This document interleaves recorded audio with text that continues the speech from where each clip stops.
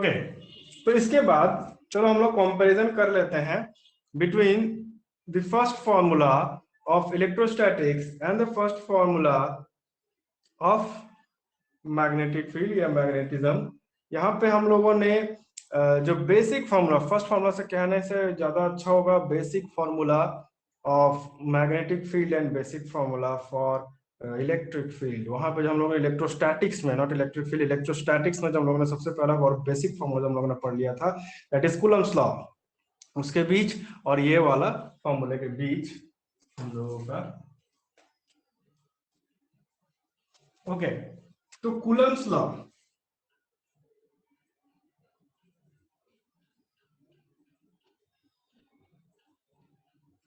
Coulomb's law ये belong करता है इलेक्ट्रोस्टैटिक्स से और ये होता है मैग्नेटिज्म से, यानी बायो-सावर्ट्स लॉ।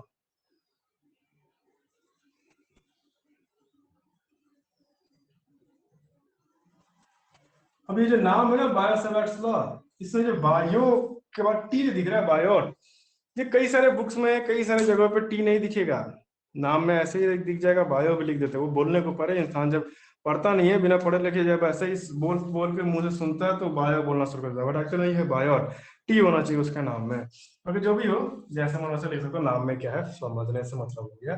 तो बायो-सावर्ट्स लॉ और कूलम्ब्स लॉ के बीच का कंपैरिजन। कूलम्ब्स लॉ से हम लोग ये फॉर्मूला ले रहे हैं, basic formula, that is force, Coulomb's electrostatic force which is equal to 1 by 4 pi epsilon naught Q1 Q2 by R square.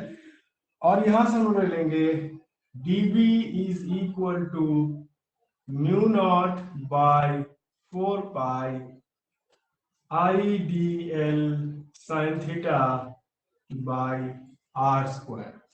ये दोनों हम लोगों का फॉर्मूला है और ये दो अलग अलग सेपरेट फील्ड्स है। यहाँ पे हम लोग इलेक्ट्रिक फील्ड से डील करते थे, वहां पे मैग्नेटिक फील्ड से डील करेंगे। पूरा इलेक्ट्रिसिटी था, यहाँ पे इलेक्ट्रोस्टैटिक्स था, वहां पे वो पूरा मैग्नेटिक फील्ड का है, मैग्नेटिज्म का है। तो दोनों के बीच में सिमिलैरिटीज क्या क्या दिखेंगी वो हम लोग अभी करने वाले हैं। तो सबसे पहली बात, both the laws depends upon the inverse square law। सबसे पहला point, both of them depend upon inverse square law, या फिर both of them depend नहीं, both of them follow, बढ़िया रहेगा, both of them follow inverse square law, या फिर किसी बात याद रखना 1 बाय R स्क्वायर। दूसरे शब्दों में दे आर लॉन्ग रेंज, दूसरे शब्दों में अगर कहने जाए दे आर लॉन्ग रेंज, लंबी दूरी तक इनका रेंज जाता है, चाहे मैग्नेटिक फील्ड की बात करो चाहे इलेक्ट्रोस्टैटिक फोर्स की बात करो। तो both of them follow this law. Next, दोनों की अगर बात करें, both of them follow superposition principle. उससे पहले एक चीज बोलना जरूरी है, both of them are vector quantities. Force vector है, मैग्नेटिक फील्ड वेक्टर है, यानी both are vector quantities.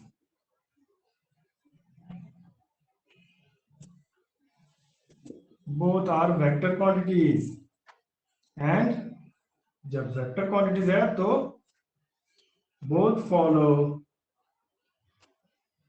superposition principle।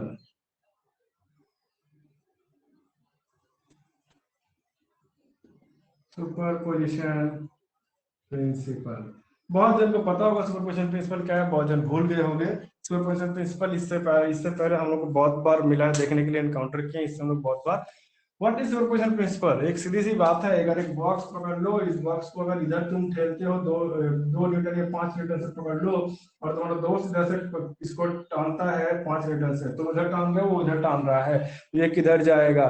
जाहिर सी बात है कहीं नहीं जाएगा, ये बीच में रहेगा। यानी दो वेक्टर्स को अगर हम लोग बैलेंस करना सीख लिए, बहुत से फोर्सेस या बहुत सारे vectors, when two or more than vectors apply in different direction on the same point, एक ही पॉइंट पे दो या दो से ज्यादा वेक्टर्स मैग्नीट्यूड में भी अलग हो सकते हैं, डायरेक्शन में भी अलग हो सकते हैं, एक ही पॉइंट पे जब अप्लाई करते हैं, एक्ट करते हैं, तो नेट रिजल्ट क्या होता है? इसी को कहते हैं सुपरपोजिशन प्रिंसिपल।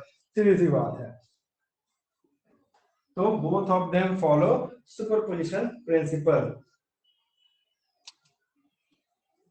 अच्छा, अब यहां पे एक चीज देखना, इलेक्ट्रोस्टैटिक फोर्स जो यहाँ पे हम लोग बात कर रहे हैं, electrostatic force is produced by scalar quantity,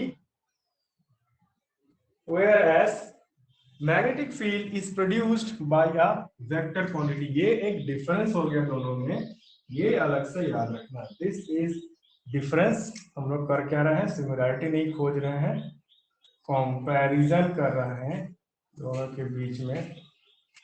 तो एक हम लोगों को डिफरेंस मिल गया।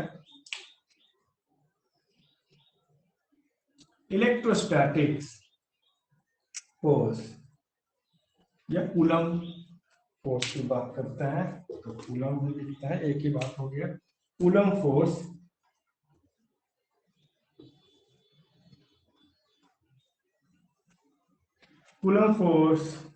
is obtained from scalar source,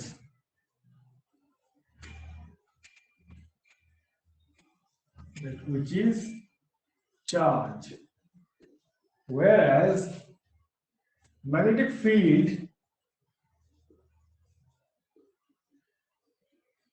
is obtained from vector source,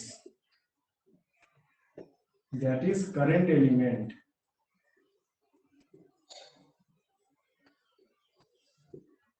IDL। ये हो गया हम लोग का एक डिफरेंस है, बाकी सब सिमिलरिटी है। और एक और डिफरेंस है यहाँ पे हमारे पास, और ये बहुत ही बड़ा डिफरेंस है। ये डिफरेंस बहुत ही मायने रखता है, चलिए इसको समझो। यहाँ पे हम लोग डिस्कस करेंगे डायरेक्शन ऑफ मैग्नेटिक फील्ड। अभी भी हम लोग बोल रहे हैं magnetic field is a vector quantity, और इससे पहले हम लोगों ने कभी भी मैग्नेटिक फील्ड के डायरेक्शन के बारे में कोई कमेंट नहीं किया। तो let us study about the direction of magnetic field. तो यहाँ पे जस्ट हम बता देते हैं कि मैग्नेटिक फील्ड क्या होगा, कैसे होगा, इसके बाद हम बताएंगे कि उसका डायरेक्शन कैसे होगा। तो यहाँ पे ये बताएंगे कि मैग्नेटिक फील्ड, अच्छा पहले हम लोग कूलम फोर्स के बारे में लिख रहे थे, पहले कूलम फोर्स का ही लिखें। Coulomb force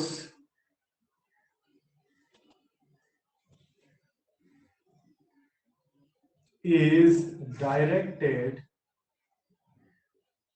along the displacement vector या position vector, कुछ भी बोलो, directed along the displacement vector ही लिख दिए। चलो सिंपल सी बात है। अगर हम ये वाले पॉइंट पे सपोज एक चार्ज रख रहे हैं और यहाँ पे हम निकालना चाहते हैं इसका फोर्स, या फिर यहाँ पे एक दूसरा चार्ज है, हम निकालना चाहते हैं इसका फोर्स कितना है दोनों के बीच में, तो अगर हम ओरिजिन यही को पकड़ लिए, इसी को ओरिजिन पकड़ लिए, तो यही वेक्टर कहलाएगा पोजीशन वेक्टर, और अगर हम ओरिजिन यहाँ कर दिए तो यही वेक्टर कहलाएगा डिस्प्लेसमेंट वेक्टर। यानी based on the location of the origin ये डिस्प्लेसमेंट वेक्टर कहलाएगा या पोजीशन वेक्टर कहलाएगा। तो लॉजिक पता हो तो नाम से कोई फर्क नहीं पड़ता। Coulomb force is directed along the displacement vector, whereas magnetic field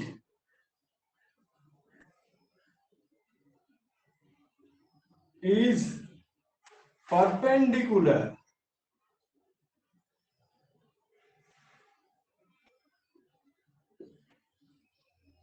to plane of IDL, to plane of IDL and position vector,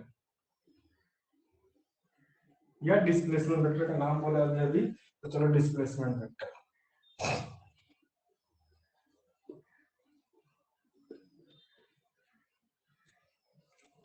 अब इसका मतलब क्या?